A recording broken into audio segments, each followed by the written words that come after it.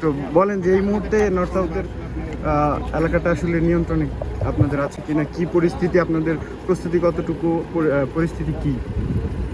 আমাদের সম্পূর্ণ পরিস্থিতি এখন পর্যন্ত যে বসুন্ধরা এলাকার মধ্যে যে নর্থ সাউথ ইউনিভার্সিটি সহ আশেপাশে যে ইউনিভার্সিটিগুলো রয়েছে সেখানে যেন কোনো ধরনের জামাত শিবির চক্র অথবা বিএনপির সন্ত্রাসীরা কেউ সমবেত হতে না পারে আমাদের পর্যাপ্ত প্রস্তুতি রয়েছে।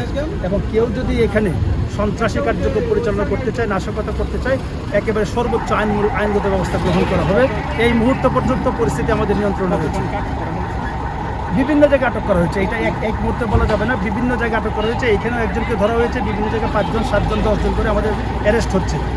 যারা সন্ত্রাসী, এরা কিন্তু ছাত্র না, আমরা বারবার বলছি, যারা সন্ত্রাসী কার্যক্রমের সঙ্গে যুক্ত জামাত শিবির এবং বিএনপি চক্র, তাদেরকে আমরা কিন্তু গ্রেপ্তার করছি। সাধারণ ছাত্রদের সঙ্গে কিন্তু আমাদের কোনো ঝামেলা নেই। সন্দেহের বশীতে ধরছেন আমরা আমাদের তো তাড়াতাড়ি শেষ করি। হ্যাঁ, যাদেরকে ধরছেন তাদেরকে কি ভিত্তিতে ধরা হচ্ছে? অবশ্যই তাদেরকে আমাদের কাছে ইন্টেলিজেন্স রয়েছে, আমাদের ইন্টেলিজেন্সের ভিত্তিতে আমরা ধরছি। Thank you very much.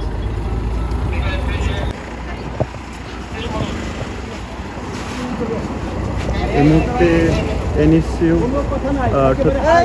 North south বিশ্ববিদ্যালয়ের সামনে থেকে আমরা দেখতে পাচ্ছি 3 নারী শিক্ষার্থীকে তারা আটক করেছে।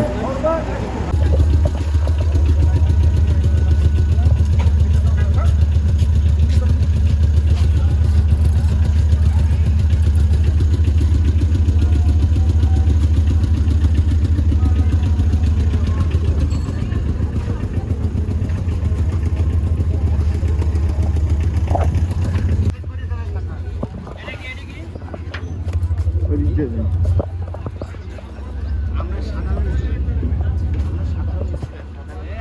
স্টুডেন্ট হওয়া কি দোষে?